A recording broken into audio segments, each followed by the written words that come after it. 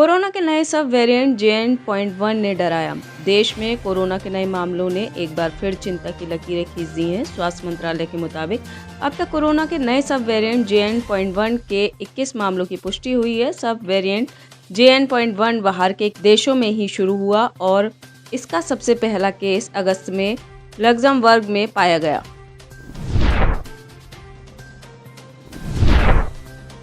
उत्साहित निवेशकों को बड़ा झटका लगा। शेयर बाजार में लगातार जारी तेजी से उत्साहित निवेशकों को बुधवार 20 दिसंबर 2023 के कारोबारी सत्र में बड़ा झटका लगा है। सुबह शानदार ग्लोबल संकेतों के चलते भारतीय शेयर बाजार तेजी के साथ खुला था, लेकिन दोपहर बाद देसी विदेशी निवेशकों की बिकवाली के चलते बाजार औंधे मुंह जा गिरा। सेंसेक्स में 1135 अंकों तो निफ्टी में 366 अंकों की गिरावट आई है। वहीं सुबह के हाई तो देखें तो निफ्टी करीब 500 तो सेंसेक्स में 1600 अंकों की गिरावट देखने को मिली है। गिरावट की मार सबसे ज़्यादा मिड कैप और स्मॉल स्टॉक पर पड़ी है।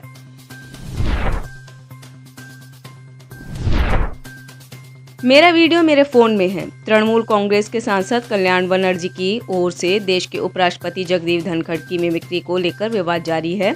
इस मामले में अब कांग्रेस नेता राहुल गांधी ने प्रतिक्रिया दी है। उन्होंने कहा कि संसद से हमारे 150 सांसदों को बाहर फेंक दिया गया, उसके बारे में मीडिया में चर्चा नहीं हो रही है। उन्होंने कहा, सांसद वहां बैठे थे, मैंने उनका वीडियो शूट किया, मेरा वीडियो मेरे फोन में है, मीडिया दिखा रहा है, किसी ने कुछ नहीं कहा। हमारे 150 सांसदों को बाहर निकाल दिया गया है, उसके बारे में मीडिया में चर्चा नहीं हो रही है।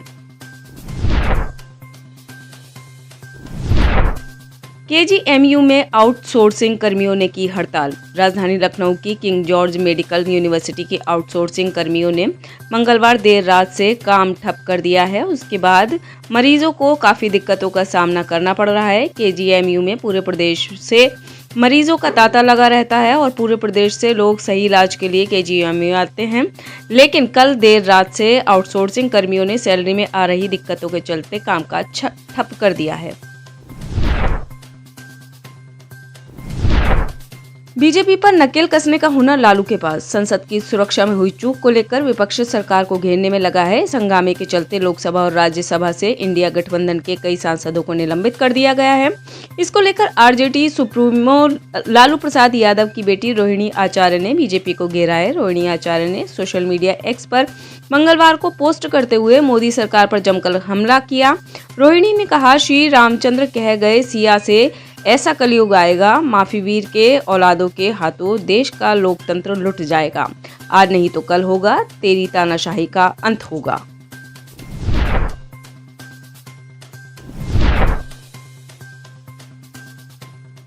खाप का बीपी जगदीप धनखड़ के समर्थन में प्रोटेस्ट। टीएमसी सांसद कल्याण बनर्जी द्वारा उपराष्ट्रपति जगदीप धनखड़ का नकल करना अब उन्हें महंगा पड़ सकता है। देश की सबसे बड़ी खाप पंचायत पालम 360 से जुड़े जाट समुदाय के लोगों ने इस मामले में खुद का अपमान बताते हुए उपराष्ट्रपति और राज्यसभा के सभापति जगदीप धनखड़ के समर्थन में विरोध प्रदर्शन किया। पालम खाप से जुड़े लोगों ने टीएमसी सांसद कल्याण बनर्जी से उपराष्ट्रपति और देश के लोगों से माफीनामे की मांग की है। ऐसा न करने पर खाप के प्रधान चौधरी सुरेंद्र सिंह सोलंकी ने टीएमसी के खिलाफ प्रदर्शन की चेतावनी दी है। एमपी में छाया रहा नेहरू की तस्वीर हटाने का मुद्दा। मध्य प्रदेश विधानसभा सत्र का तीसरा दिन गहमा गहमी भरा रहा। विधानसभा से पंडित जवाहरलाल नेहरू की तस्वीर हटाने को लेकर विपक्ष के विधायकों ने धरना प्रदर्शन किया। इधर सर्वसम्मति से विधानसभा अध्यक्ष चुने गए नरेंद्र सिंह तोमर ने कहा कि कमेटी बनाऊंगा, कमेटी सभी से विचार विमर्श करेगी, उसके बाद फैसला करेंगे। इधर गहमा-गहमी के बीच गुरुवार 20 दिसंबर 11 बजे तक के लिए विधानसभा स्थगित कर दी गई, जबकि इधर नेता प्रतिपक्ष उमंग सिंघार ने कहा कि कोई कमेटी बनाने की जरूरत नहीं है, अध्यक्ष इस पर निर्णय लें।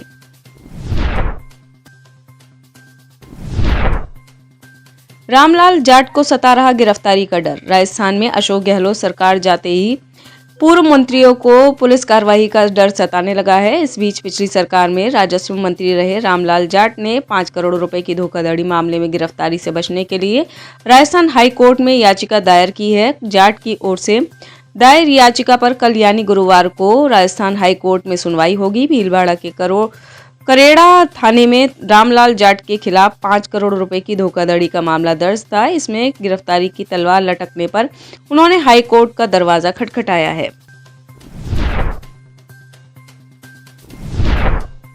400 करोड़ का विमान किराए पर क्यों लिया? शिरोमणि अकाली दल के महासचिव परमवंश सिंह रोमाना ने मंगलवार को आम आदमी पार्टी की सरकार पर हमला बोला। उन्होंने पंजाब के मुख्यमंत्री भगवंत मान से पूछा कि वह बताएं कि उनकी सरकार ने दिल्ली के मुख्यमंत्री अरविंद केजरीवाल को दिल्ली से लाने के लिए 10 लाख रुपए प्रति घंटे की कीमत पर 400 करोड़ रुपए का लग्जरी विमान किराए पर क्यों लिया। उन्होंने मांग की कि केजरीवाल की पंजाब यात्रा के साथ साथ अन्य राज्यों में पार्टी के चुनाव अभियानों के लिए विमान किराए पर लेने में राज्य सरकार की ओर से वहन किया गया पूरा खर्च पार्टी से वसूला जाए। झारखंड विधानसभा में बीजेपी का हंगामा जारी। झारखंड विधानसभा के शीतकालीन सत्र के चौथे दिन भी सदन में बीजेपी विधायकों का हंगामा जारी है। मंगलवार को हंगामे के बीच स्पीकर ने बीजेपी के 3 विधायकों विरंची नारायण, भानु प्रताप शाही और जयप्रकाश पटेल को पूरे सत्र के लिए निलंबित कर दिया था। निलंबित विधायक बुधवार सुबह से विधानसभा के मुख्य द्वार पर धरना दे रहे हैं। सदन की कार्यवाही शुरू होते ही नेता प्रतिपक्ष अमर वाउरी ने सदन में स्पीकर से तीनों विधायकों का निलंबन वापस लेने का आग्रह किया। राष्ट्रपति चुनाव के लिए डोनाल्ड ट्रंप आयोग घोषित। अमेरिका के पूर्व राष्ट्रपति डोनाल्ड ट्रंप को कोलोराडो की सुप्रीम कोर्ट से बड़ा झटका लगा है। 6 जनवरी 2021 को कैपिटल हिल पर हुए दंगे में डोनाल्ड ट्रंप के समर्थकों की भूमिका को देखते हुए कोर्ट ने साल 2024 में होने वाले राष्ट्रपति चुनाव के लिए पूर्व राष्ट्रपति डोनाल्ड ट्रंप को अयोग्य घोषित कर दिया है। यानी डोनाल्ड ट्रंप अब 2024 में होने वाले राष्ट्रपति चुनाव की रेस से बाहर हो चुके हैं।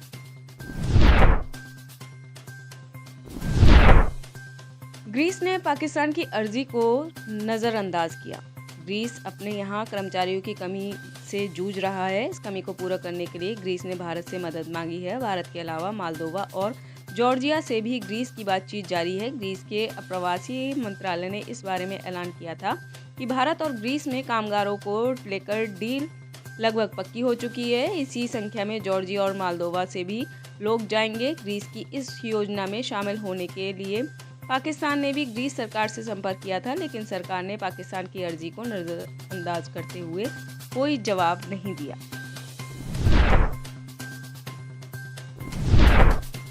पन्नू को लेकर पीएम मोदी ने तोड़ी चुप्पी। प्रधानमंत्री नरेंद्र मोदी ने बुधवार 20 दिसंबर को खालिस्तानी अलगाववादी गुरपतवंत सिंह पन्नू की अमेरिका में हत्या की साजिश के आरोपों पर प्रतिक्रिया दी गई। द फाइनेंशियल टाइम्स को दिए इंटरव्यू में पीएम मोदी ने कहा, अगर कोई हमें जानकारी देता है तो हम निश्चित रूप से इस पर गौर करेंगे। पीएम नरेंद्र मोदी ने बातचीत के दौरान इस संबंध में पेश किए जाने वाले किसी भी सबूत की जांच कराने की बात कही। उन्होंने ये भी कहा कि छिटपुट घटनाएं संयुक्त राज्य अमेरिका और भारत के बीच मजबूत संबंधों को बाधित नहीं करेंगी।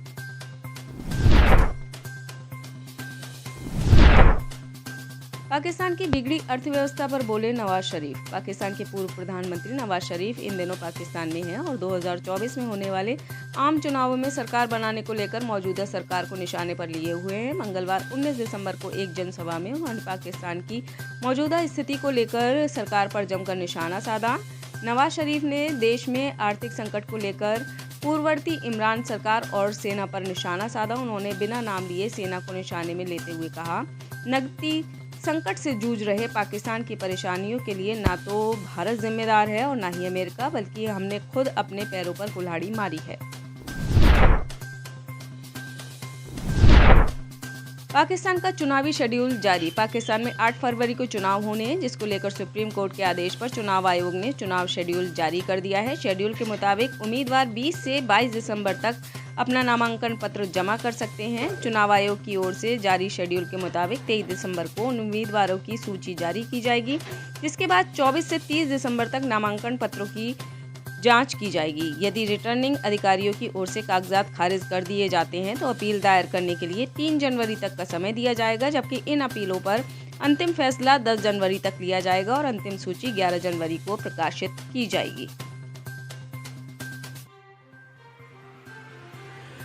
आप इस खबर के बारे में क्या सोचते हैं, हमें कमेंट सेक्शन में बताएं। साथ ही ब्रह्मास्त्र न्यूज को सब्सक्राइब और शेयर भी जरूर करें।